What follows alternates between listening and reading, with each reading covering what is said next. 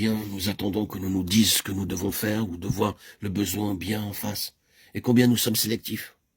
Voyons, ce n'est pas spirituel cela, c'est simplement temporel, séculier. Nous commençons à cataloguer les choses de cette manière et nous devenons, puis-je vraiment employer cette expression, trop spirituels.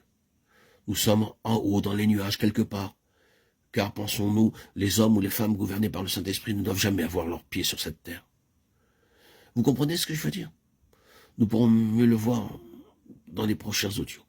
Il y a des chrétiens qui pensent qu'une vie réellement spirituelle, c'est une vie occupée intensément à étudier les Écritures et dans la prière avec toutes sortes d'exercices spirituels et une activité spirituelle.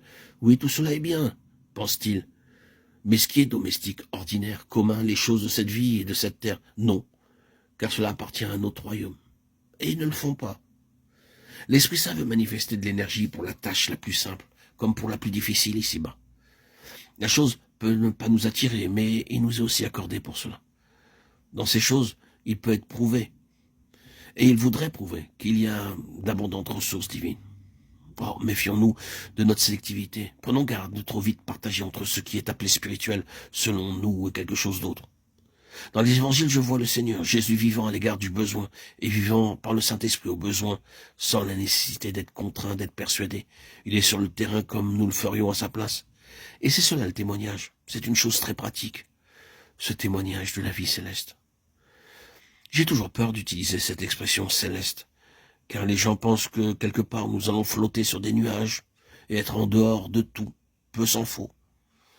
Nous trouvons que le Saint-Esprit nous conduit parfois dans un désert, nous place dans des situations très pratiques pour nous dire « Maintenant, allons, essaie tes ressources, essaie tes divines ressources dans cette situation et dans cette autre. » Nous sommes tout le temps à la recherche de quelque chose d'autre pour obtenir ce qui est spirituel, mais ce n'est pas la manière d'agir de l'Esprit.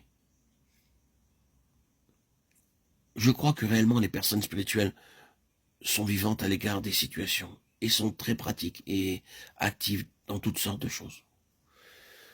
Beaucoup plus pourrait être dit à ce sujet, mais c'est suffisant pour le moment.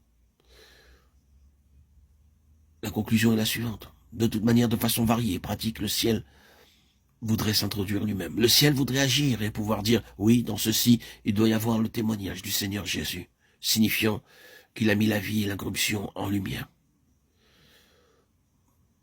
Dans cette situation, il y a quelque chose qui va au-delà de ce qui est en elle-même. Dans cette chose, il y a le témoignage qu'il y a une autre source qui n'est pas la vôtre.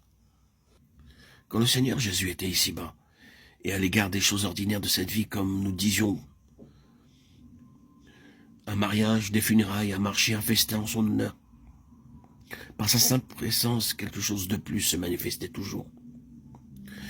Ce qui s'est passé au mariage de Cana en Galilée, ce n'était pas une affaire terrestre ordinaire. Tel fut à Cana en Galilée le premier des miracles que fit Jésus. Il manifesta sa gloire et ses disciples crurent en lui. Jean 2,11. Quelque chose de céleste avait été introduit dans ce qui autrement aurait pu être une affaire ordinaire. C'est cela, vu du dehors. Peut-être que les mariages ne sont jamais des affaires ordinaires dans le cas des personnes qui sont concernées. Ici, c'est un mariage parmi tant d'autres. Cependant, Jésus n'était pas du tout fondu dans la foule. Il y avait quelque chose de distinct. Il amenait avec lui son plus.